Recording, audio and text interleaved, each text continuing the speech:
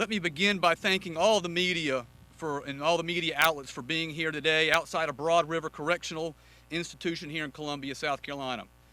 My name is Peter McCoy, and I'm honored to serve our state and our nation as the United States Attorney for the District of South Carolina.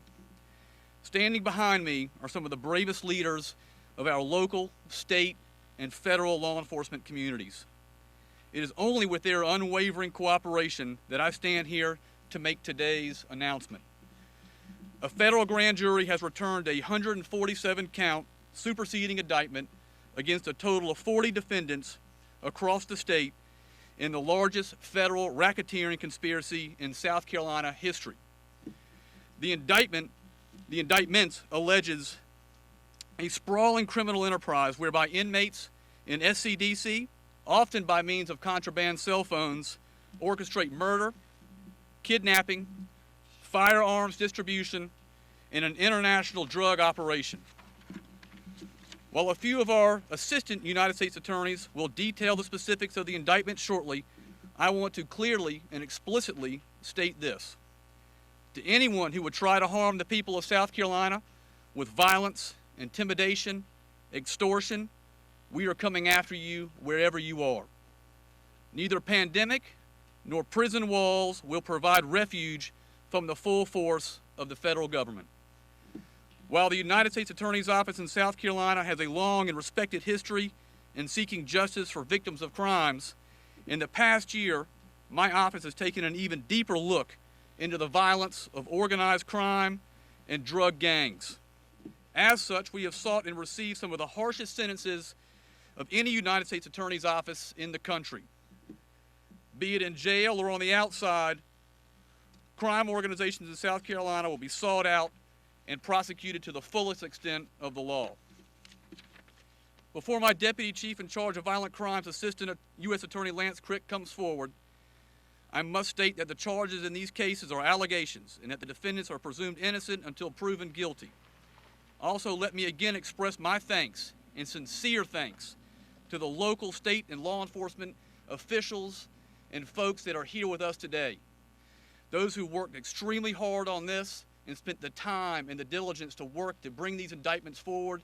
My heart goes out to them, my thanks goes out to them, and with that I'll call up my Deputy Chief, Lance Crick.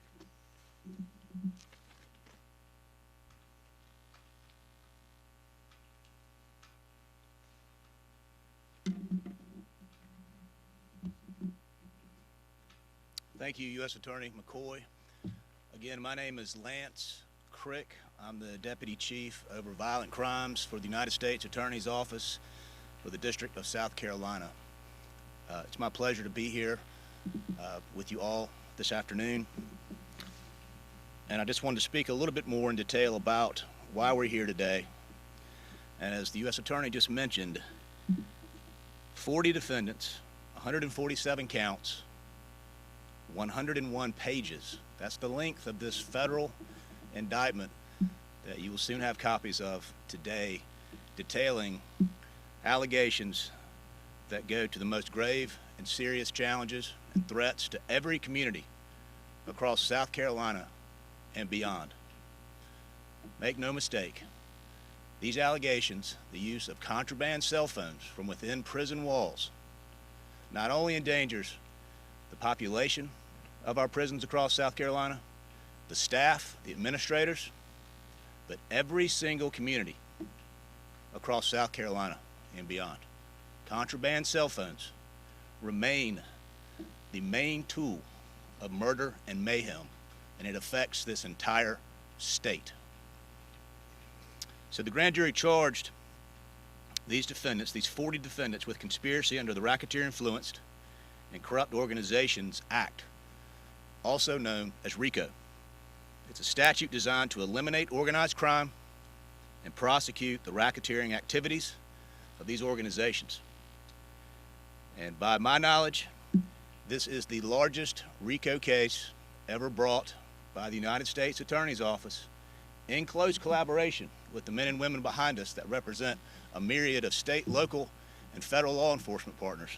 The largest RICO case ever brought in the history of the U.S. Attorney's Office in the District of South Carolina. Several of the crimes alleged in the indictment were charged under the Violent Crimes in Aid of Racketeering statute, also known as VICAR, which makes it a crime to commit any of a list of violent crimes in return for, among other things, maintaining or increasing his or her position within the enterprise. This effort that brings us to this press conference today is a work of collaboration at such a high level. And the folks that stand behind us or behind me today are the real heroes here. All the work they've done, our sheriffs, our chiefs, our federal partners, our partners with SLED, our partners with SCDC, Director Sterling. This has been a months-long, arduous investigation, and now the prosecution phase begins. This all drops or can be enveloped under the Project Safe Neighborhoods program, which has been in effect for over 20 years. And it's a program that brings all these agencies together to not only enforce the law, but also take a broad range approach to how we can speak to these issues that affect our communities in South Carolina. And before I pass the microphone, I'd like to name the agencies that are represented that you'll see in our press release and throughout the indictment as far as the agencies that investigated this case. So I'll just name them: the FBI, the ATF, the South Carolina Department of Corrections, the South Carolina Law Enforcement Division, the Lexington County Sheriff's Department, the Lexington County Multi-Agency Narcotics Enforcement Team, the Greenville County Sheriff's Office, Anderson County Sheriff's Office, Cherokee County Sheriff's Office, Lawrence County Sheriff's Office, Pickens County Sheriff's Office, Richland County Sheriff's Office, the South Carolina Attorney General's Office, the 5th Circuit Solicitor's Office, the 8th Circuit Solicitor's Office, the 11th Circuit Solicitor's Office, the 13th Circuit Solicitor's Office. Just that list, knowing that we have 46 counties in our great state and 16 elected solicitors and 46 sheriffs, should show you how collaborative and expansive the nature of this investigation and soon-to-be prosecution is. Again, I want to thank the media for being here. I want to thank my U.S. Attorney, Peter McCoy, and everybody behind me. And I certainly want to extend a lot of gratitude to Director Sterling for all his efforts, continuing efforts to bring us here today and beyond. And with that, I believe I'll recognize our lead prosecutor on this case, Assistant United States Attorney Justin Holloway. He is also our Project Safe Neighborhoods District Coordinator for the state of South Carolina for the United States Attorney's Office. Thank you.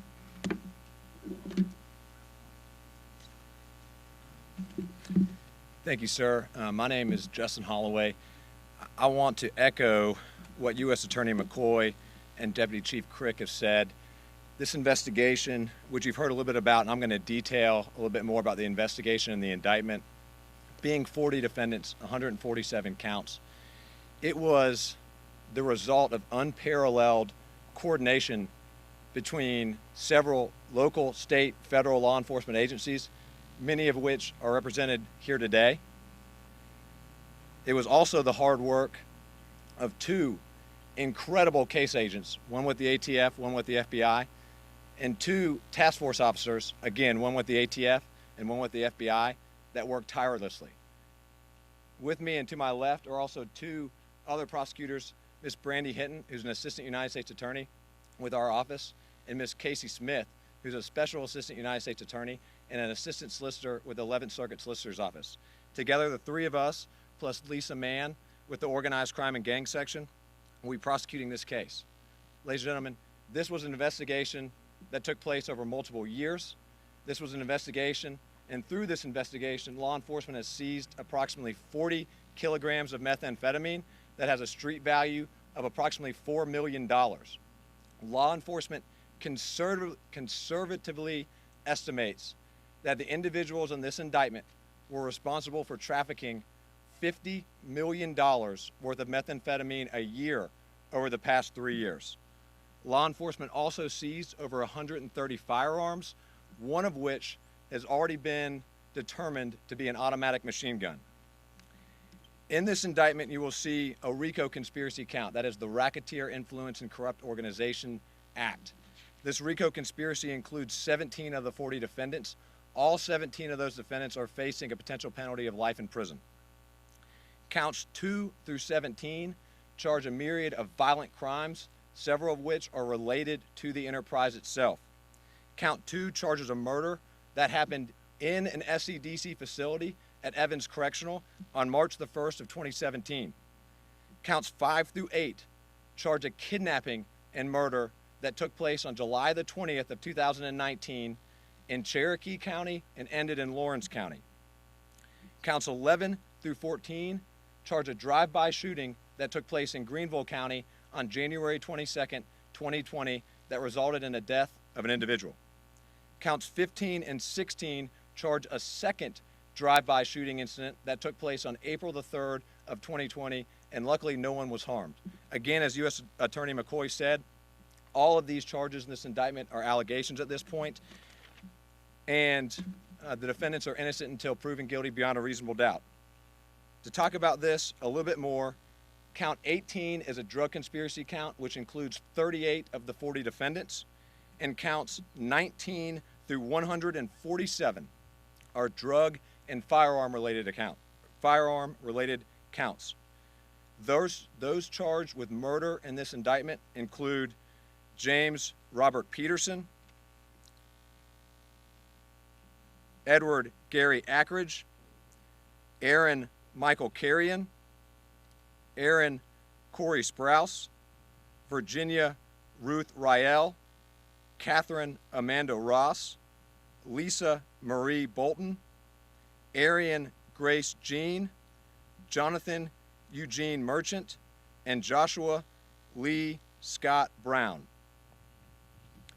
During the course of this investigation, you've also heard from Deputy Chief Crick about the use of contraband cell phones.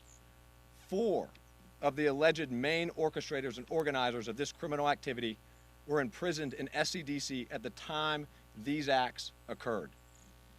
35 of the 40 named defendants face a potential penalty of life in prison. I believe there'll be a question session after this. At this point, I'm just so very grateful to welcome the other head representatives of our state and local law enforcement agencies and federal law enforcement agencies to speak with you here today.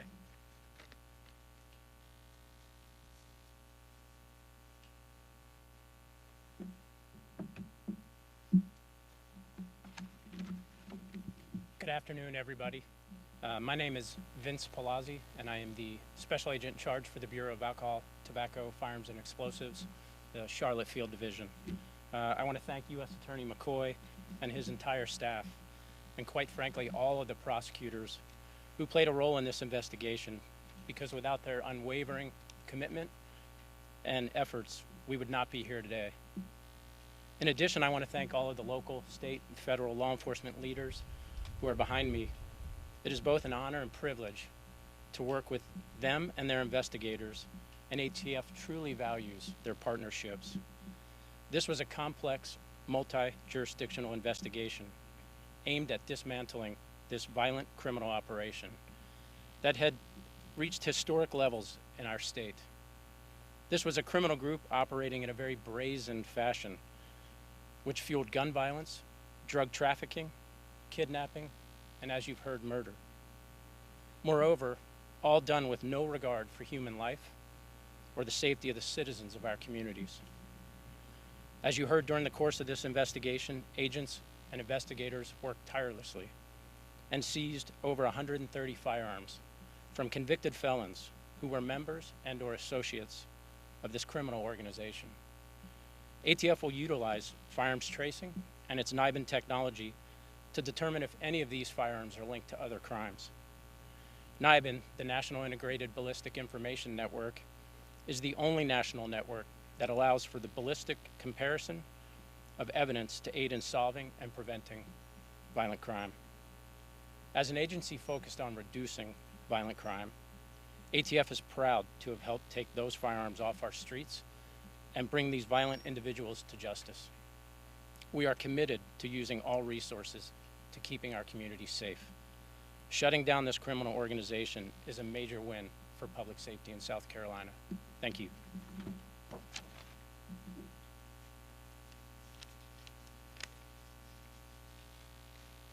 Good afternoon. Thanks for joining us today.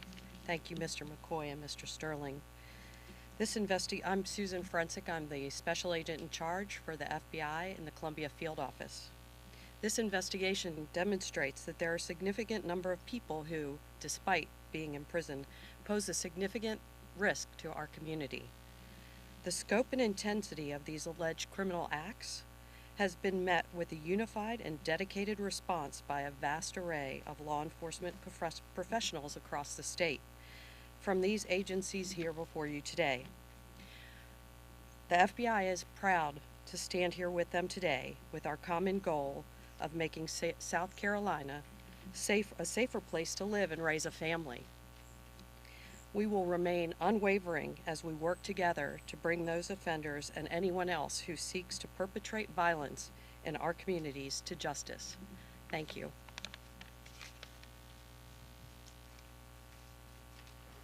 I'm Brian Sterling, Director of the South Carolina Department of Corrections.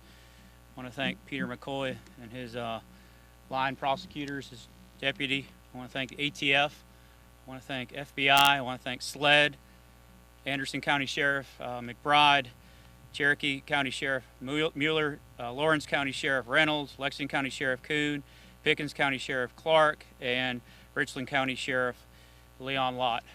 I want to talk about sort of how this started. Brian Bulchis, who's retired but he's here today, came to me with an idea about a counterintelligence operation. And you say, why does prison need counterintelligence? Well, because of cell phones. Just this device right here, you're seeing why we're here today. This device is the reason that we have all these people standing behind us and we have these crimes being committed. Last week, we had the Lee riot indictments, and you saw multiple people indicted there for violence inside the prison. Today, we see violence inside the prison and we see violence outside the prison. So Brian came to me and said, I'd like to start analysts in a counterintelligence division. These counterintelligence folks started looking at some trends and some data and noticed a couple things. So we kind of had a one-off here and there, and then eventually everybody put it together, and you see the result today in this, I think, 101-page indictment. I've been advocating for cell phone jamming since I started as director in 2013. I met Captain Robert Johnson. He told me about what happened to him while he was a contraband captain at Lee, where there was a hit put out on him at his home, where he was shot point blank 5 times because he was doing his job at Lee Correctional. Federal prisons can jam. However, because of the Federal Communications Act of 1934, almost a 90-year-old law that says you cannot interfere with a radio signal or radio frequency, state prisons cannot jam. That makes absolutely no sense to me. Senator Graham, several members of our congressional delegation have sponsored legislation, Cell Phone Jamming Reform Act. I'm calling today for Congress to hold a hearing. I want the cell phone industry to raise their hand and talk to Congress about why they're against jamming. They've opposed it at every turn. They came to us, Ajit Pai, who's retiring from the FCC, put a group together. We thought we were working well with them, and we haven't heard a thing from them in a couple years. I think they feel like they checked the box, but we know they're not interested in any solutions. Without illegal cell phones, correction systems could work more closely with inmates on rehabilitation. They no longer be pressured by their contacts on the outside to continue their criminal behavior. The victims would finally be safe. Just some numbers. In 2016, we found just over 7,000 cell phones and parts. This year coming up, which will end in a couple weeks, we're just over 4,000 cell phones. Every single one of those cell phones is an avenue for these folks to continue their criminal ways from behind bars. This just should not be happening. Some of the things we've seen is stalking and harassing victims, re-victimizing the victims for the crimes that were committed, coordinating, facilitating murder within the prison walls and outside the walls. I've mentioned the Lee riots and Robert Johnson. We see almost on a weekly basis extortion of family members and innocent victims. Folks from the upstate will remember the Jared Johns case, the veteran. As we see today, alleged coordination of drug activity, and we've also seen drug introduction into our facilities and many, many more crimes that are committed just because of these cell phones. We proved, and Lance was with me when we did it, we proved right here on the Broad River Complex that you can jam a cell phone and there's no bleed over. I was literally on the phone with our head of security, having a conversation with him. I was one step outside of the cell block, and I took a step in, and the technology that we used, working with the Department of Justice and the Federal Bureau of Prisons, immediately shut that phone off. Once I stepped back out, my phone worked again. The industry wants to give you red herring after red herring, and I'm afraid all they're interested in is the almighty dollar. Thank you very much.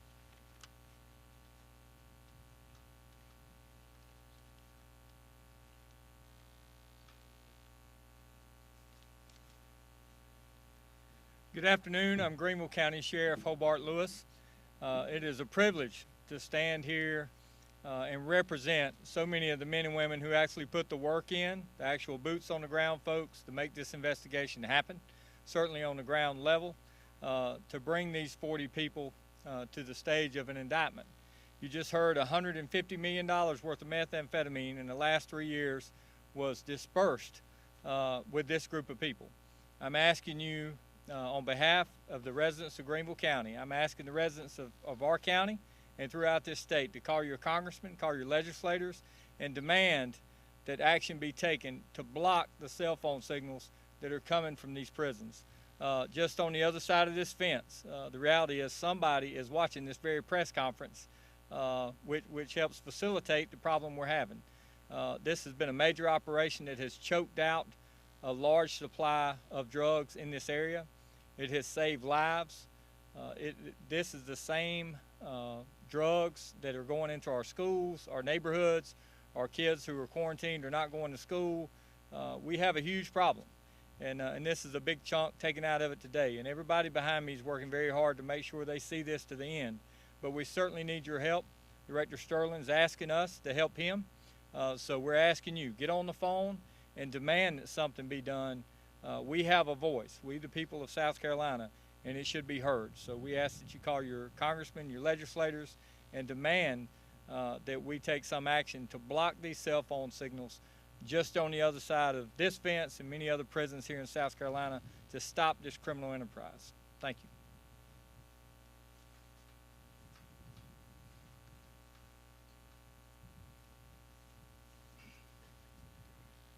My name is Don Reynolds, and I'm the Lawrence County Sheriff's Office, and I'm very proud to be a part of this team.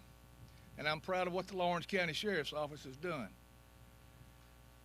Thugs peddle poison and destruction across this country and destroy lives both young to old. And we stand ready to fight this every day, and we do. And I look forward to fight with these people behind me and anybody else that will help put somewhat of a stop to this madness. I thank you very much.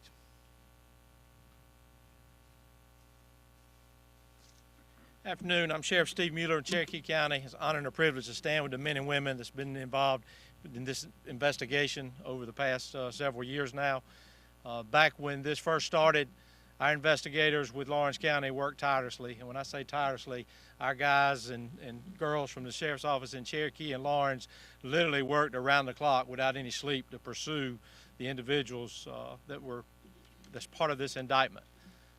But the sad part is we're spending countless hours and resources going after people who have already been sentenced and convicted and should be in prison, not creating more problems for law enforcement, for victims, and innocent citizens in our communities in this state. So it's been reiterated already by several folks, we need to go and speak to our legislators and our folks in Congress that we need to get change brought about in South Carolina where we can jam those cell phones inside these prison walls. Again, there's lives that have been lost because they continue to work and ply their trade of criminal activity behind these fences behind us today, and it has to stop. But I want them to know, and we know they're watching today, we will be relentless in our efforts and our pursuit to stop them at the local, state, and federal level. As long as we continue to partner together, we will bring about even more cases just like that you've heard about today in this indictment. Again, thank you for being here, and to all the partners involved, we thank you for the efforts, and we look forward to our U.S. Attorney prosecuting these folks successfully. Thank you.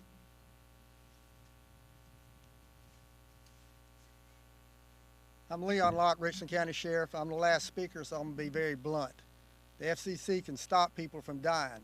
They can do it. I hope that in Washington, somebody sitting behind a desk is watching this today and hearing about people dying because they won't get off their butts and stop the use of these phones behind these fences and prison walls. They can do that. It's just very simple. Director Sterling's already told the technology there is to work. We just need somebody to give us that ability to do that. And if that would happen, we would not have people dying, we would not have poison on our streets, and you wouldn't have all of us standing here talking about having to rearrest people who are already in prison. Now, when somebody gets arrested and they get convicted, they should go behind these walls and they should serve their time. They should not be able to carry out their criminal enterprise by having this tool right here that they use as a weapon. So FCC, get off your butts, do your job.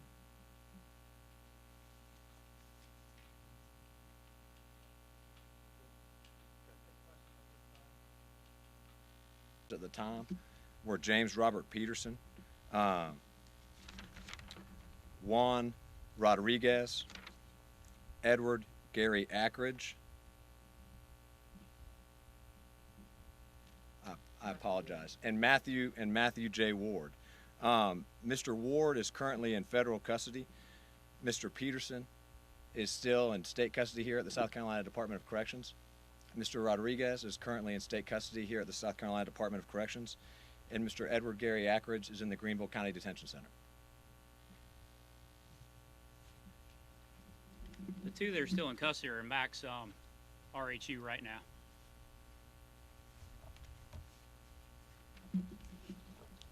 Are there any additional questions? I got a question for Mr. McCoy. Mr. McCoy, you, as acting as a prosecutor, talk about what you guys can do for a federal aspect. Talk to those folks at the FCC and legislators to say there's a problem in our prison systems. Help us solve it. How do you go and talk to the officials in Congress and do that from your standpoint? Well, I'll tell you right now, you heard from the folks that are behind us right now. It's an adamant issue that needs to be addressed immediately. This is not a new situation. This is not a new problem. This has been ongoing for years in our state. And as the U.S. Attorney, obviously my role is different in terms of getting involved in legislative matters. But what I can do is I can advocate and I can continue to work with the men and women that are behind me, the men and women that are behind y'all right now, in terms of trying to get that action accomplished, in terms of trying to move forward. Because again, what it comes down to is saving lives. What it comes down to is protecting innocent lives in the state of South Carolina. And that should be of utmost importance to every single citizen in our state. So again, I'm going to pledge to this folks that are behind me right now and the folks that are behind you right now that I will continue to work with, and again, continue to work with Director Sterling on this issue. My predecessor, Sherry Lydon, who is now a judge, she worked with Director Sterling as well to help that cause, and I pledge to do the same thing. Of the 40 defendants, are they all members of this IGD gang, or what percentage of those are suspected to be involved with that gang? Yes, sir. So all 40 individuals in here are either members or associates of the Insane Gangster Disciples, and that is a branch of the nationwide Folk Nation gang that has been operating here in South Carolina for years. And of the 100 some odd guns that were recovered, what kind of guns did you find? I see a picture over there, but I mean, just in terms of specificity, what types of guns and I guess what caliber? So there's a forfeiture count in the indictment that you can reference, but they range from handguns like pistols and revolvers to long rifles to the machine gun that I discussed earlier. Were any of them found inside the prison? Any of the firearms? Yes. No, sir. And just to be sure, those were all weapons seized in the arrest of these people.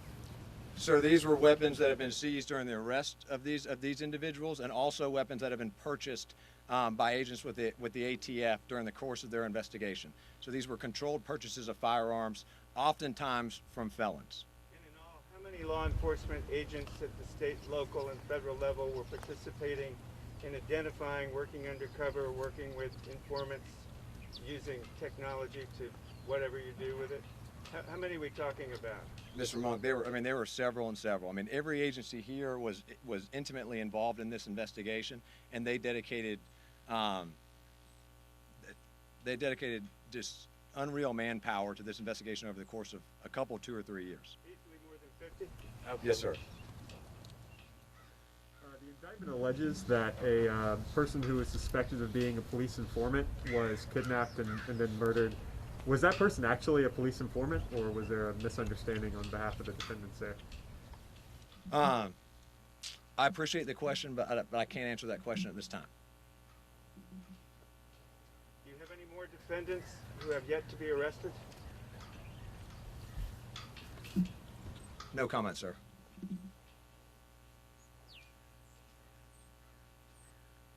Any other questions or comments? So can we describe this investigation as ongoing? I know that the men and women of the ATF and the FBI and every local and state agency behind us are very aware of additional members in the IGD and continue to investigate them.